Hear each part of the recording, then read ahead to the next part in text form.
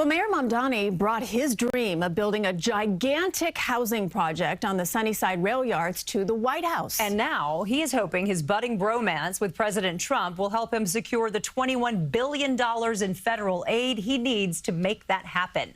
Political reporter Marcia Kramer joins us now with more on the story. It really is a budding bromance. Is the budding bromance just? Well, Mayor Mamdani's trip to the White House had all the makings of those social media videos he likes to make. He wore a dark hat and a mask to hide his identity on the plane to D.C. He brought along some ego-boosting props to help him in his quest. And he played to the president's love of doing something no one else has ever done. The unanswered question is, will the president bite?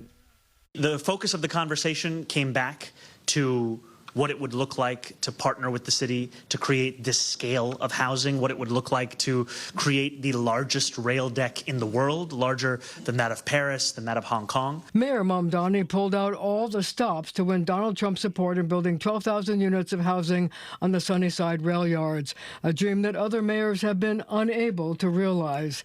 He played to his love of doing the unique. He brought a mock-up of a Daily News front page that clearly pleased the president, who can be seen broadly grinning, happily holding up the headline, "Trump to City, Let's Build," in Mamdani's social media post. But so far, that's all the mayor got out of the meeting. It was a productive meeting. The president didn't hold a press conference with the mayor like he did after their first White House rendezvous, and the White House did not respond to requests for comment from CBS News New York. But Carlos Cesar, who served on Mayor de Blasio's Sunnyside Rail Yards task force, applauded the mayor's political acumen. He understood how to get to the president. He says the project, the mayor wants $21 billion in federal grants, could be a game changer for the city. Look, it's 12,000 units of housing. It's job growth for the next 15, 20 years. It's a monumental, think about this, Marcia. We all love Hudson Yards. This is 7 times bigger than Hudson Yards. It's bigger than Battery Park City. It's bigger than Atlantic Yards, right? It is a massive, massive undertaking. Not everyone is ready to sign on. Councilmember Julie Wan, who represents the area, points out that the last feasibility study, which includes building a deck over the yards, found it would take 100 years to complete.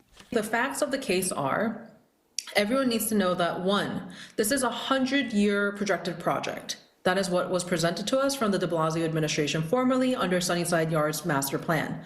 2, the original projection of the cost was $14 billion, and now we're asking for $21 billion. Somehow it's almost doubled in cost, yet the units of housing has gone down to now 12,000 units.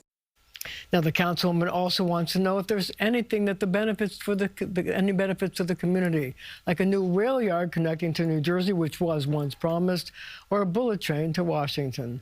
Now, a spokesperson for Governor Hochul tells CBS News New York that any initiative that can deliver 12,000 new homes is good news. Wow. I mean, look, we still to be determined whether he actually seals the deal, but that was smart, the newspaper. It was very smart. Smart guy. Thank you, Marcia.